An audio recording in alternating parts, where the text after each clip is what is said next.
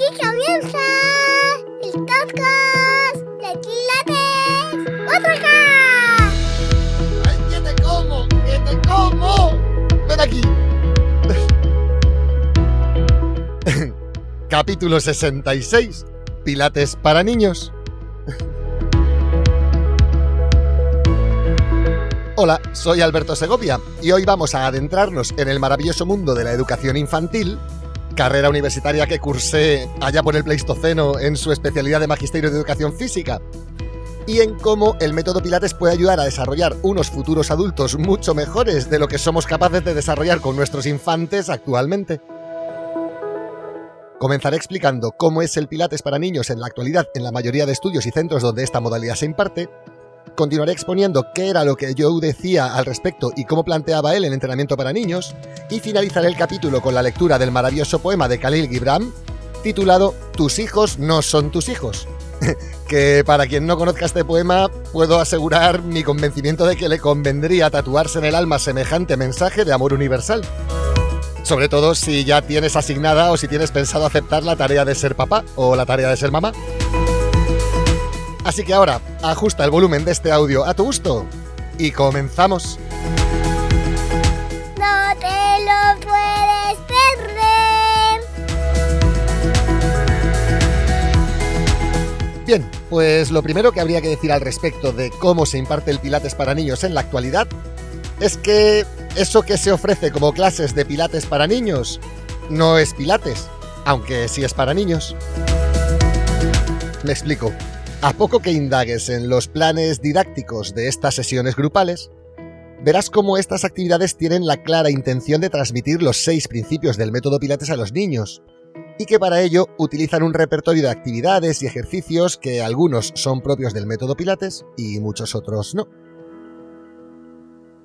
Por ejemplo, en el método Pilates para niños se utiliza, al igual que con los adultos, los ejercicios de mat, es decir, de suelo, en la esterilla, en la colchoneta, y fundamentalmente se usan los ejercicios del repertorio más básico y menos avanzados de entre todos los disponibles. Y además, también verás en estas sesiones líneas pintadas o pegadas en el suelo para hacer caminar en equilibrios, materiales de aire como los Bosu, los mini Bosu o cojines de aire, pelotas de todos los tamaños y demás. Y es que esto, si lo piensas, es lo más lógico del mundo hoy en día. Ten en cuenta que la pedagogía de la enseñanza ha cambiado mucho en las últimas décadas. Y por tanto, lo que hoy en día se vende como Pilates para niños no deja de ser una clase de expresión corporal enfocada al autodescubrimiento, pero no Pilates. Y entonces, ¿qué narices era lo que Joseph Pilates quería introducir en las escuelas?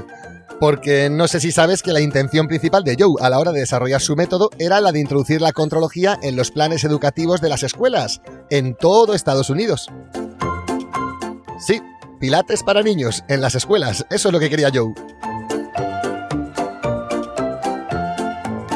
Pues mira, si le hubiésemos podido preguntar, lo más probable es que Joe nos hubiese dicho que los niños deberían empezar a practicar la contrología en torno a los 5 o 6 años. Y esto lo sabemos por sus reflexiones sobre el asunto en diversas entrevistas. Así, la contrología para niños, o el Pilates para niños, como hoy se llamaría, pues esta técnica que Joe Pilates quería promover era una actividad más de instrucción corporal, como podría ser enseñar a los niños a saltar el plinto o el potro, a hacer la voltereta hacia adelante y hacia detrás, o la rondada, la paloma, la voltereta lateral, y todos estos ejercicios que eran habituales en la enseñanza de la época. Es decir, que Joe pensaba en un método más instructivo, como una instrucción, y además tenía pensado un método por el cual, mediante la repetición sistemática, el niño aprendería a cuidar su cuerpo aunque no le pusiese especial concentración. Sí, como lo oyes, Joe debía tener pensada la manera de desarrollar su método con niños, y esta iba muy de la mano de esa frase tan suya que decía a los clientes de "Don't think, just do it in the correct way". No piense, tan solo hágalo de la manera correcta. ¿Cómo era este Joe, eh? Es más, Joe Pilates decía frases del tipo: La contrología debería ser un hábito a instaurar en la primera infancia que fuese tan normal, cotidiano y rutinario como lavarse los dientes. E incluso Joe animaba a los padres a aprender la contrología para que así ellos pudiesen enseñársela en casa a sus hijos. El caso es que este rediseño del método en el que Joe habría estado pensando para aplicar a niños me parece revolucionario. Porque mira, una de las cosas que dificultan el éxito de las clases de pilates para niños que veo por ahí es que, por definición, los niños son movimiento. Y ojo, son movimiento en el tiempo y en el espacio. Por lo que pedirles que estén en un mat durante X minutos, durante más de 10 sesiones, me parece complicado, incluso me parece contraproducente para la propia idiosincrasia del niño. Además, los niños no solo se definen por no parar quietos, sino que también es imprescindible en ellos que su cerebro esté en formato multitarea la mayor parte del día. Y vamos, que por eso les cuesta tanto concentrarse en una sola cosa. Y de hecho, esto es lógico en términos evolutivos, aunque a la máquina consumista en la que vivimos no le guste. Es decir, que si lo piensas, en la naturaleza y sin socializar, concentrarse en una sola cosa puede ser muy mal asunto para la supervivencia. Y que lo lógico y lo evolutivo es que el cerebro, en la naturaleza y sin socializar, pueda y deba estar a varias cosas a la vez. Por tanto, el nivel de concentración necesario para la práctica del buen pilates a mí se me antoja más como una cosa que se ha de presuponer posible en un adulto o en un adolescente, pero imposible para un niño. Bueno, imposible no, pero aburrido sí.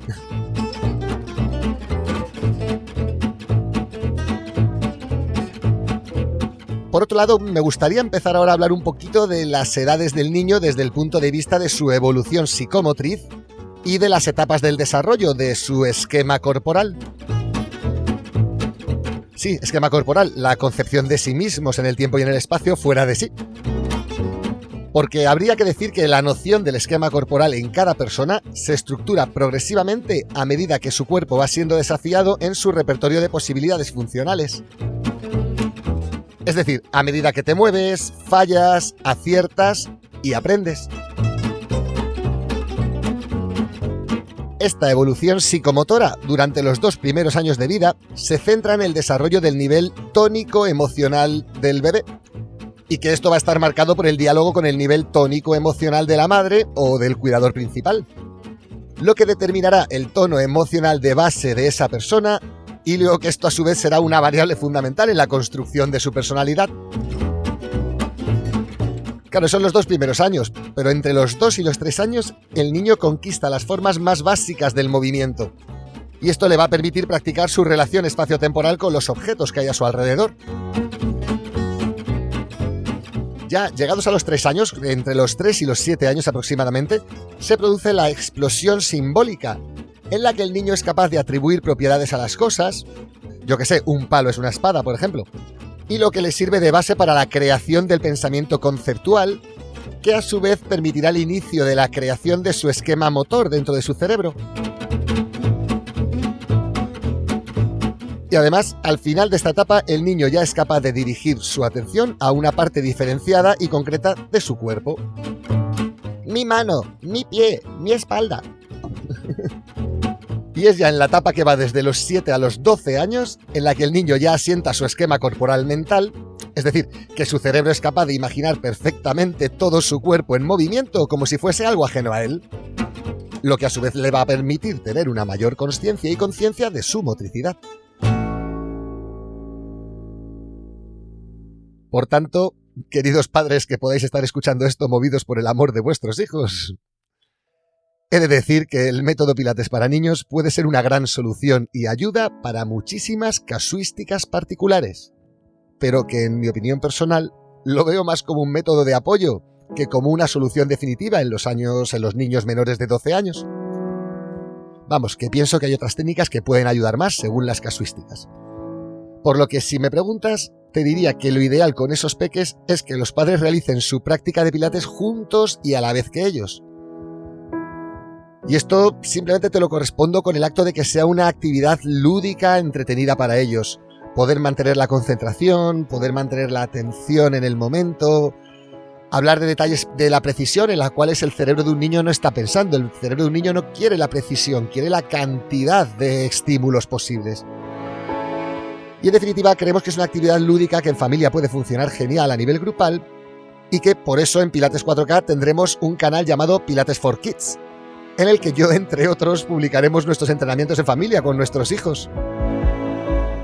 Y ves, esto como actividad familiar sí que lo recomiendo.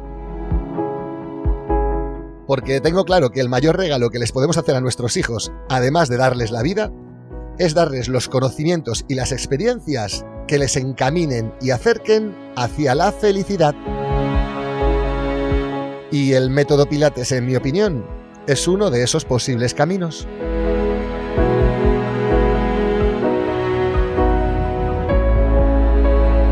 Pues oye, que no me gustaría despedirme sin decirte que vamos a por el año 2022 con toda la energía del mundo, que os deseamos y que te deseamos desde nuestra parte lo mejor de lo mejor para todo lo que se nos viene encima, y que a nivel de este capítulo, pues oye, que nada más por mi parte por ahora. Muchísimas gracias por tu interés. Me despido leyendo el poema de Khalil Gibran y hasta pronto.